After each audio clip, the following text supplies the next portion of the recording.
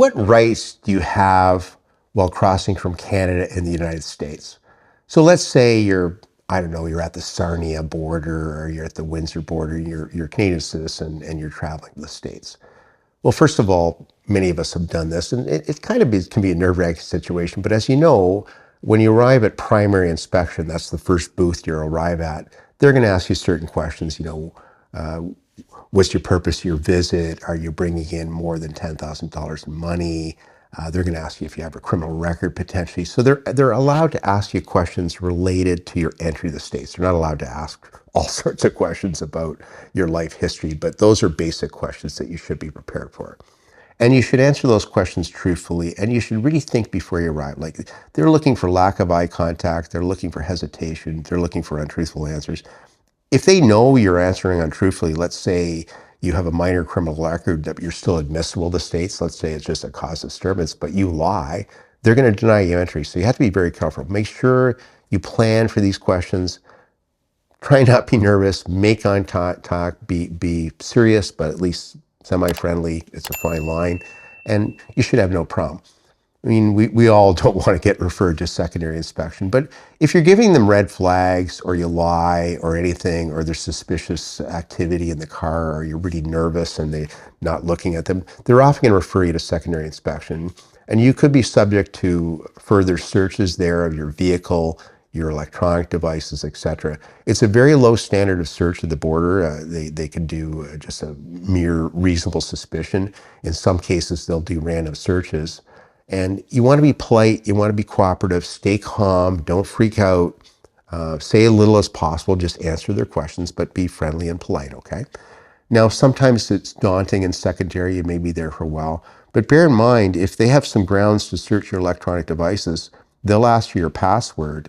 If you don't give it, they're going to keep your device. So, I suppose if you know that there's criminal activity on your device, you might not want to give your password, but if there's not, hey, just give the password, because you're losing that device. They're going to investigate further.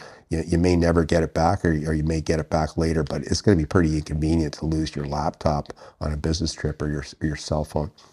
Now, Canadian citizens who have certain criminal convictions, you're not admissible at the border. The U.S., the Immigration Act in the U.S., they divide crimes into crimes of moral turpitude. Think serious crimes like crimes of dishonesty, drug trafficking, assault causing bodily harm, aggravated assault. These are serious crimes of morality, moral turpitude, where the person has committed something bad in the fact.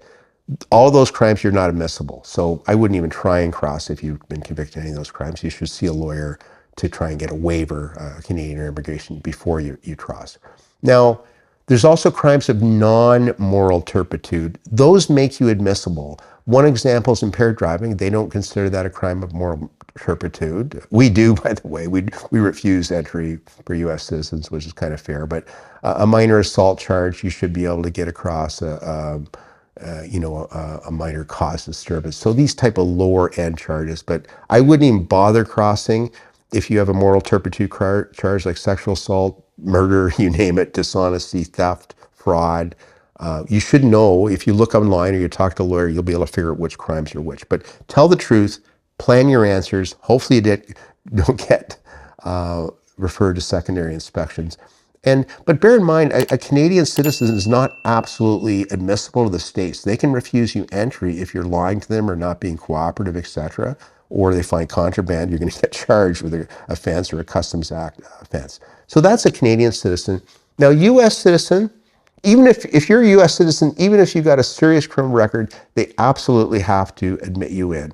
But having said that, make sure you answer their questions properly. They're going to ask you how long you've been away, whether you're bringing money in or over $10,000, what was the purpose of your visit, these type of questions. Plan for them.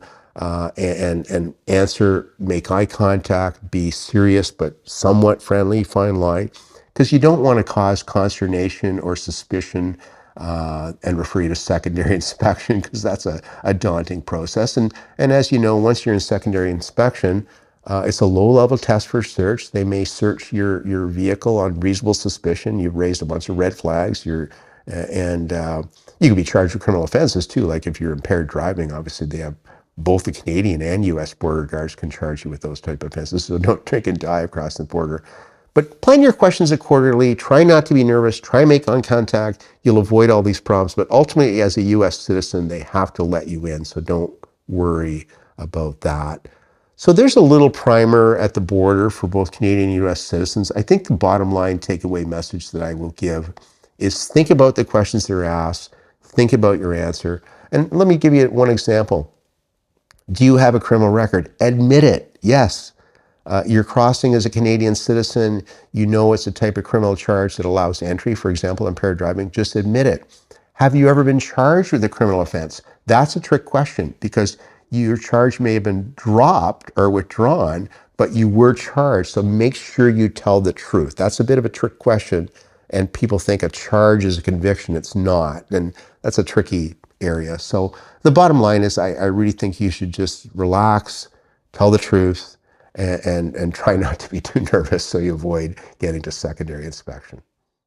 Thank you for watching our video. We are absolutely committed to bringing you the best possible criminal and DUI educational videos.